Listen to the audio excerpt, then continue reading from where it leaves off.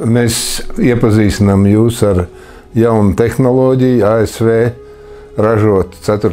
paaudzes lāzera aparātu, kurš domāts ir galvenokārt akūtu un hronisku sāpju ārstēšanai, iekaisumu mazināšanai, līdz ar to arī slikti dzīstošu brūču dziedēšanai.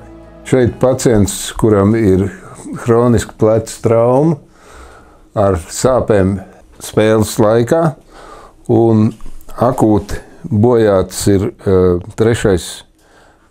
labās rokas pirksts, spēlējot basketbolu pirms 2 dienām. Lāzera stars nodrošina piekļuvi dziļāk esošajiem audiem un veicina to ātrāku dzīšanu, kas nav raksturīgs citām fizikālās medicīnas ārstēšanas metodēm.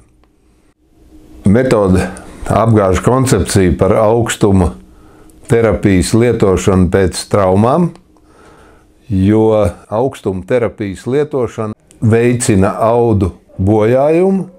Lāzers palīdz atjaunot bojātos audus šūnu līmenī, nodrošinot palielinātu skābekļu un ūdens piegādi šūnām.